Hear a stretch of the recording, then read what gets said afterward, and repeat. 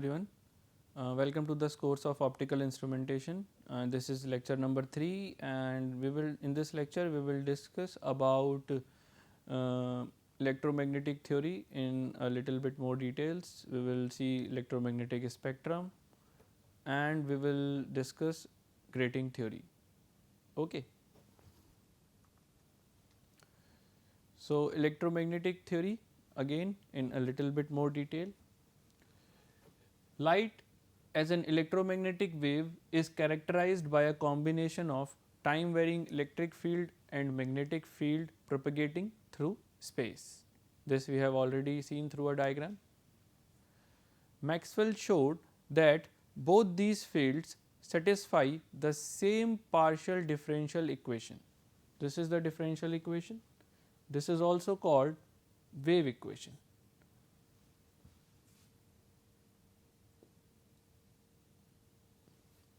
This is also called wave equation. Okay. This equation is encountered in many different kind of physical phenomena such as mechanical vibrations of a string in a rod. Okay. So, the implication of above equation is that changes in the field propagate through space with the velocity of light with a speed c. That is the velocity of light that we have already seen in lecture number 1. Okay. So, the frequency of oscillation, there is a relation between the frequency of these fields and wavelength. So, what is the relation? The velocity is equal to frequency into wavelength. C is equal to nu into lambda naught. Okay. And this is for vacuum, this is 3 into 10 to the power 8 meters per second. In any other medium, the velocity changes, the speed of propagation of this wave is c divided by n, that is equal to refractive index of that particular medium. What is n? N is refractive index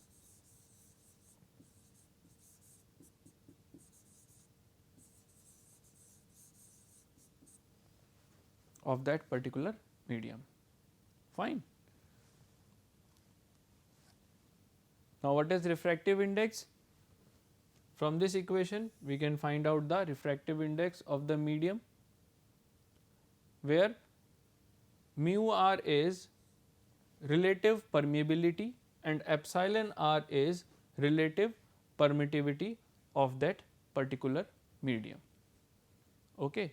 So, this using this equation we can find out the refractive index of that particular medium. The electric and magnetic fields vibrate perpendicular to one another, this we have already seen through the diagram, and perpendicularly to the direction of propagation of light, that is shown in this figure. Okay. So, this is the wavelength of light. Magnetic field vector is shown in red color, electric field vector is shown in blue color. They are vibrating perpendicular to each other, and the propagation of light ray is mutually perpendicular to the direction of the vibration of both these fields. Okay. So, while drawing diagrams, we only show electric field vector. We do not draw magnetic field vector. This makes the diagram easier. So, only electric field vector is shown in the diagrams, but that does not mean that there is no magnetic field vector. Wherever there is electric field vector, magnetic field vector will always be present. Okay. So, why? This simplifies diagrams, mathematical descriptions, but we should always remember that there is magnetic field vector that is present and it is perpendicular to the electric field vector. Okay. And it also behaves in a similar way how electric field vector is behaving. So, this is our electromagnetic spectrum, whole electromagnetic spectrum. Okay. So, this is the frequency. 10 to the power 4 hertz to 10 to the power 20 hertz. Okay. Wavelength is around 10 to the power 3 to 10 to the power minus 12. So, this whole spectrum is divided into certain parts. Radio waves, they have least energy, their frequency is very less. We use these radio waves for communication purpose. After that, microwaves, they have a little bit more energy. We use them in microwaves, ovens, and also for communication purpose. Then infrared, after that visible region, this is a very small part of electromagnetic spectrum. Then ultraviolet rays, UV rays, X-rays, and lastly gamma rays. So, UV rays, X-rays and gamma rays, they have huge energy, and they are harmful for human beings and for life. Mainly we are protected, our sun, it emits radiations and electromagnetic waves till the frequency of ultraviolet radiations, but it is stopped by ozone layer. So, it does not reach to earth. Most of the UV rays are stopped by ozone layer. So, we can happily live on earth. X-rays and gamma rays, they are not normally emitted by stars and sun. They are emitted during certain phenomena, like when a black hole dies or any stars get destroyed, then huge energy is emitted in form of gamma rays. It is normally called supernova, right. This is very harmful, and if there are planets that are in the path of that supernova, then those planets are destroyed in seconds. So, they are very high energy radiations. Okay. So, this is the comparison of wavelength with the size of the different things, like for radio waves the wavelength is around comparable with the size of buildings than humans. For microwaves the size is comparable with insects. For infrared waves the size is again less. For gamma rays the wavelength is comparable to the nucleus of atom. Okay. So, this is electromagnetic spectrum. Next, in this lecture we shall also discuss about diffraction of light and theory of diffraction grating. So, in lecture 1 as we have already discussed, what is diffraction? The phenomena of bending of light round the sharp corners and the spreading into the region of geometrical shadow is called diffraction. This is the condition of diffraction. Light waves are diffracted only when the size of obstacle is comparable to the wavelength of light.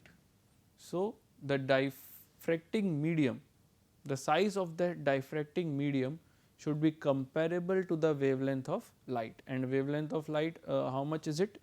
It is very small over here.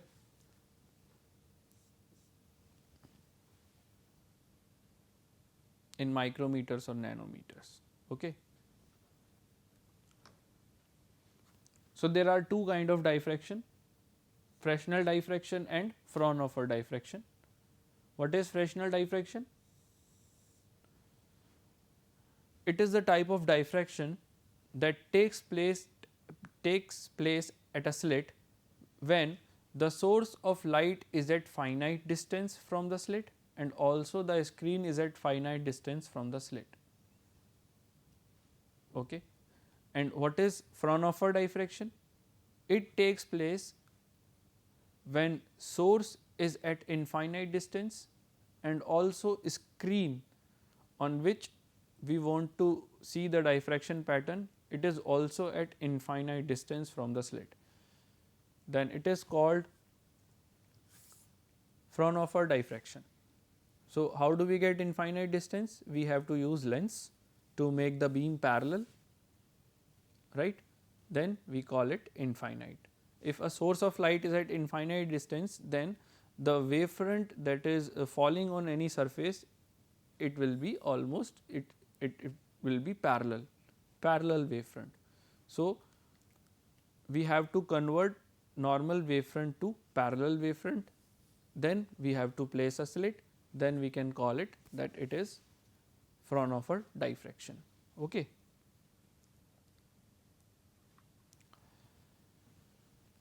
Now, what is grating? Diffraction grating. An optical element consisting of large number of equidistant parallel narrow slits of equal width separated by equal opaque portion is known as diffraction grating. So, what is diffraction grating? It is a plain glass plate and with a very fine diamond edge, these opaque lines are drawn. And there are certain conditions. So, this is a, so there are slits. What are these? These are slits. So, what is written? Large number. How much large? Around 15,000 slits per inch. 15,000 slits per inch, around 6,000 slits per centimeter. Okay. So, an optical element, grating is an optical element consisting of large number of equidistant. The distance between two slits must be equal. Parallel, these lines must be exactly parallel. Narrow, how much narrow? The size of the slit must be comparable with the wavelength of light with which it has to be used. Okay. So, this much narrow. Of equal width, the slits, there are 6,000 slits per centimeter. Every slit must be of equal width, separated by equal opaque portion. So, such optical element is called grating. It is not easy to construct a grating. It is a very costly optical element. Okay. The plain diffraction grating is a plain sheet of transparent material on which opaque rulings are made with a very fine diamond pointer.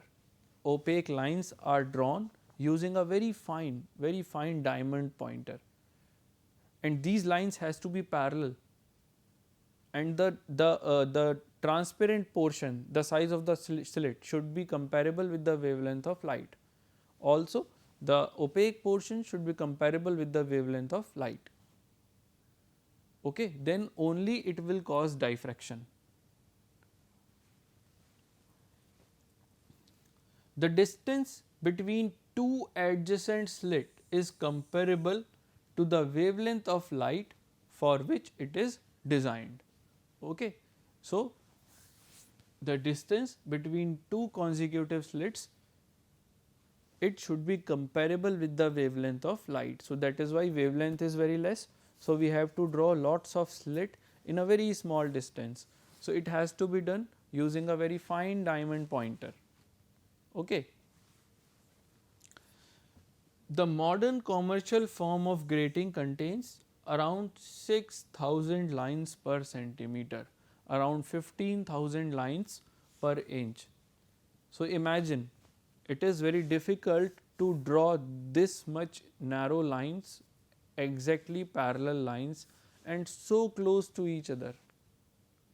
6,000 lines per centimeter, around 600 lines per millimeter. So, what is the size in micrometers? So, it is comparable with the wavelength of light. Okay. It is a very costly optical element. So, what is done? the replica of grating are created. Okay. Original grating is costly, and if it is damaged, it is a very huge loss. So, using original grating, replicas are created. So a transparent film is pasted on original grating, then when it dries, it is peeled off and it is sandwiched between two glass plates, and that thing is used as a grating in experiments. The cost of replica of a grating is around 10,000 rupees, but original grating is in lakhs. Okay. So, types of diffraction grating, there are two types of diffraction grating, transmission grating and reflection grating. Two modes of operation, transmission and reflection. So, as the name suggests, transmission grating, light passes through a material with the grating written on its surface. Grating written on its surface means it is a transparent material. From a very fine diamond pointer pen, very narrow parallel lines are drawn. So, it is called grating written on the surface. Okay.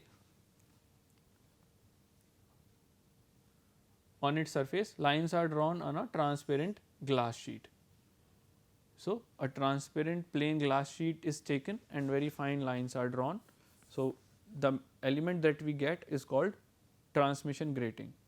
For a reflection grating, a mirror is taken and very fine lines are drawn on that mirror.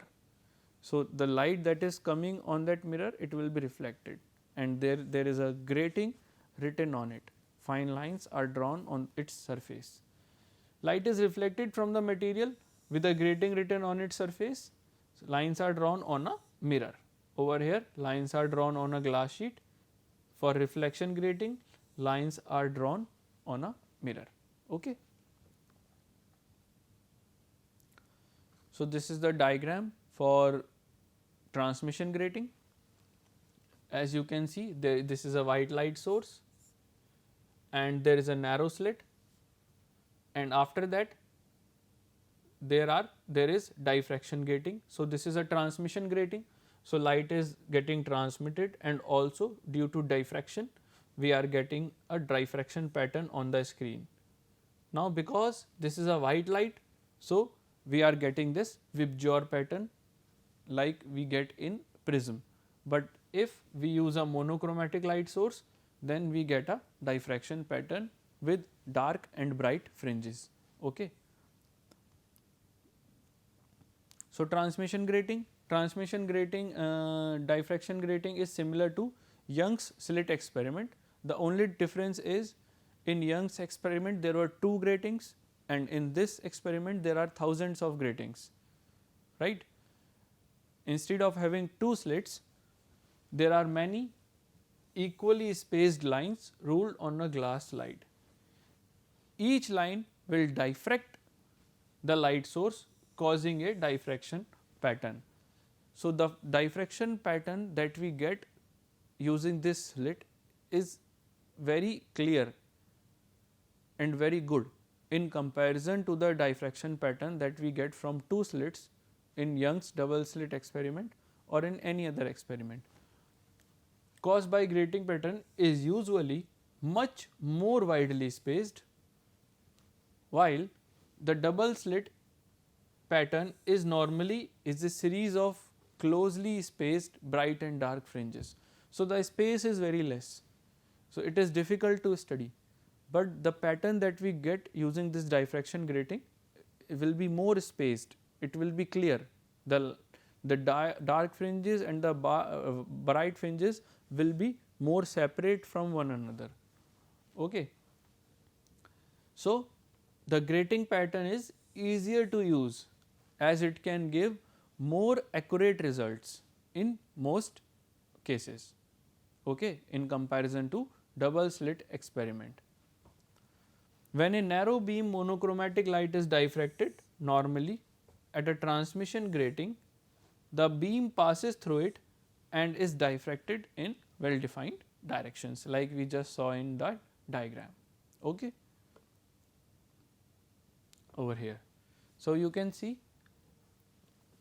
this is transparent part and this is opaque part. Okay. So, this is line drawn using very fine diamond opaque. So, light will not pass through this, and this is transparent. This F, D and this one, this is transparent.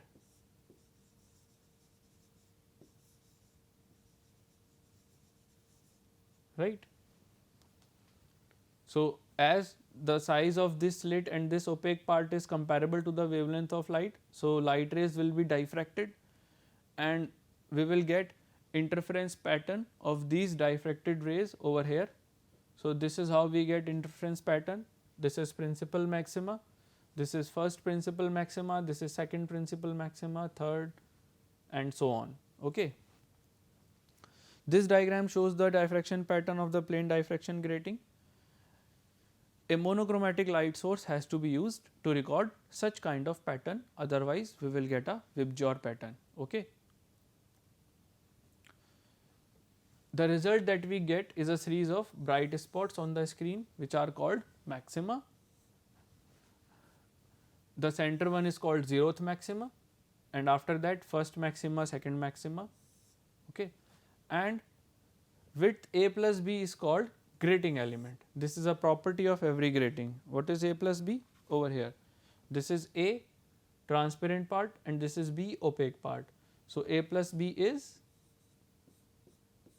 grating element. Okay. And this is fixed over here. This is also A, this is B, this is A again B. Okay. Grating element. So, these are different groove profiles of transmission grating, reflection grating. Now, reflection grating is drawn on a mirror. So, like this there are 3 groove profiles are shown over here: sawtooth, blazed and rectangular. The shapes of these groove, they have no effect on the angle at which light is diffracted, because this is not reflection, remember this is diffraction.